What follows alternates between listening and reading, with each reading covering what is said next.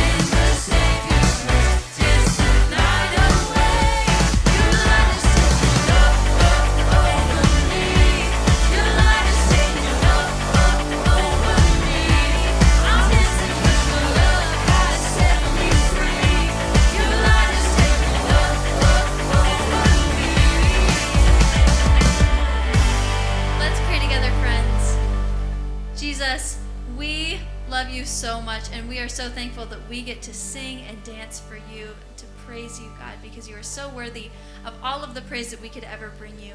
God, would you teach us something new today, and would we carry that out into our weeks? We love you so, so, so much, and it's in your name that everybody said, amen. Guys, I'm sorry. I'm still a little shaken up by my dream. I thought I would literally float away forever and ever. I thought about how much I'd miss my family and my dog especially. Well, and my daughter too, I guess. But, I can't shake that feeling. I didn't have faith that anything would be right ever again. You ever felt like that? You know, maybe our friend Carl has. Carl, have you ever felt that way? Hey there, Chicken Nuggets. Me, Carl. Welcome to Grow TV. Welcome to Grow TV, hosted by Carl, where we have fun with our friends, talk about Jesus, and go over everything the Bible has to offer. Now once again, welcome to Grow TV. Well, hello to another beautiful day on God's green earth. You know what my mama says, a day above the ground is a day to be, yes, good. So that's why today I'm so happy, because anything can happen today. Possibilities are endless. The sky is the limit. Like I could go to Disney World if I wanted to. Probably won't though, because last time I was there I rode the teacups and I got mugged. Get it? Like mugged, like the cups. I could go complete a triathlon. I don't even know what that is, but it can't be that difficult. Jeepers, I bet you if I wanted to, I could get up and fly anywhere I wanted to in the whole world. You know what? That's not a bad idea. I'm gonna do it. I'm gonna fly today. You don't believe me, do ya? Joke's on you. I got this special flying juice that I got for my birthday from my cousin Muddy Bruce. Now, I'm not gonna lie, I'm a little nervous to drink this, because last time I got juice from my cousin Muddy Bruce, it had some weird side effects, so here's to nothing. Weird. Tastes like old peanut butter and strangely a Nerf gun. Guess it's not working. Wait a minute. Wait a minute. It's working. It's working, y'all. Waha! Would you look at that? I'm flying, y'all. Whoa! This is incredible. Sorry. Hey, look, I can see my old school from here. Hey, Miss Whitaker, I guess my head was in the clouds, huh? Now this is the life. Hey Carl, how are you? I'm doing great, Katie. Flying sure is fun. Wait, where do you think you are right now? Up in the air. It's wonderful up here. The air's crisp, but not too crisp, you know? I see. You know, it's not like too crispy. It's like the medium kind of in between. It's like there's on the one hand, it could be like a Whopper squishiness, softness, but on the other hand, it could be like the Cheetos crispy crisp, right? But it's kind of like right in the middle of the... Oh, what was that for? What was what for? I was flying through the air. Well, I guess it was a dream, huh? Boo. I was having the time of my life. I know you were dreaming, but even in the dream, didn't you get worried that you might fall? I hate those dreams where I'm falling. They're scary. Not one bit. I knew I was perfectly safe. How's that? Well, first of all, I thought I was flying because of my flying juice, but I guess it wasn't that. I don't know. I guess I just had faith things were going to be okay. Oh, okay. Sounds like someone learned something from Elisha's story this week. What are you talking about? Oh, I just thought you might have been inspired by the story this week. I wish I could say I was, but I don't even know what it is. What happened? Oh, it's so cool. It's in 2 Kings chapter 4. All right, good thing I brought my Bible with me. Remember Elisha was dreaming big with God and carrying on the work of his mentor, Elijah, who had gone to heaven. Elisha was talking to a woman who had a really difficult time. Her husband had just died, and unfortunately, he had owed money to people in town. Oh no, and even if the people have debts and they die, it doesn't go away, does it? Sadly, no. The debt had to be paid, and because the wife didn't have anything to pay it off, the people were going to take her 2 sons as payment. What? They're going to take her children because she couldn't pay? That's awful. I know it, but there's nothing she could do. So she asked Elisha for help. So Elisha looked at her and asked her what she had in her house. And all she had was a small jar of olive oil. That's it? Oh no, she's doomed. Well, hold on, Carl. This is where trusting God comes in. You're right. So what happened? Elisha told her to go to all of her neighbors and grab jars. Not just one or two, but as many as she could find. And once she did that, she was told to go into her house, close the door with her 2 sons, and start pouring the olive oil into the jars. Hold up, that sounds a little wacky. And this is coming from the man who thought he was floating through the sky 5 minutes ago. What do you mean? Well, she herself only had a little bit of oil in a small jar, and now she has tons of empty jars. How is she supposed to fill it all? Once again, Carl, it all comes down to faith. And this woman trusted Elisha was going to help her. Alright, sounds a little fishy to me. So what happened? Well, the mother began to pour the oil into the jars, and guess what? The oil didn't run out. She kept going and going, pouring more and more oil in every jar until she filled one up to the top, turned to her son and said, "Bring me another jar." And the son told her there wasn't any left. Wait, hold up. They ran out of jars? Yup, And the small amount of oil she had filled all the jars they gathered?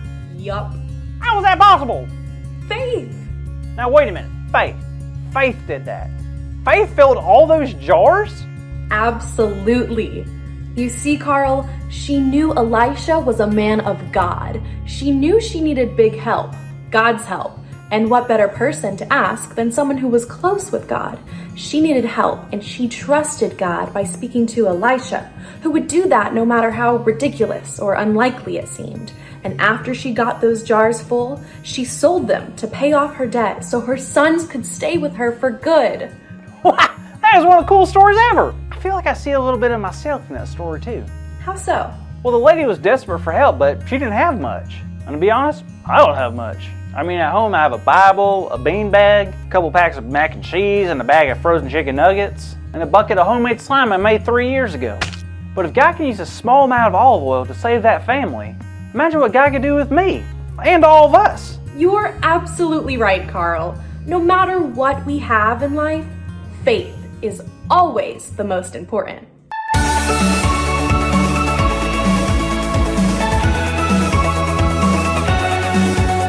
Hey kids, wasn't that a fun and encouraging story? Now, our big idea today is something truly special. But first, I'm going to have to pull it out of the sky, okay? There it is. I can have faith in God.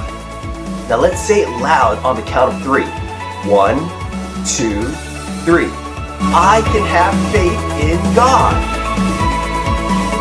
Awesome work, kids. I heard that as clear as the sky is blue. Did you hear it, Carl? I sure did. Carl, what's wrong with your voice? What do you mean? I hear it now. I think it's a side effect of that flying juice I drank from my cousin. Fiddlesticks. Bloody Bruce! Oh no! Looks like someone's in trouble, but not us, right? Well, it was great having you join us today. See you next time. Man, can you imagine how stressed out that woman must have felt? Even more stressed out than me in my dream. She just didn't want to lose her son. And on top of that, what a crazy ask for oil when she didn't have any. And then, even though she didn't have oil, then they had a jar. And then after the jar, they had more oil than they knew what to do with. Oh my goodness, it's just crazy. But that's how God works sometimes. When we have faith in God, we can see amazing things happen. And we saw that in today's story. So remember that when you maybe feel a little worried or not sure how something's going to turn out, we can always have faith in God. Well, I'm going to try to stay up, but I'll keep you updated on any dreams I have. Maybe I'll start thinking of dreams I want for the future, dreams that God has in store for me. That sounds like a better idea than all these crazy dreams. Anyways, I'll see you guys next week. Bye.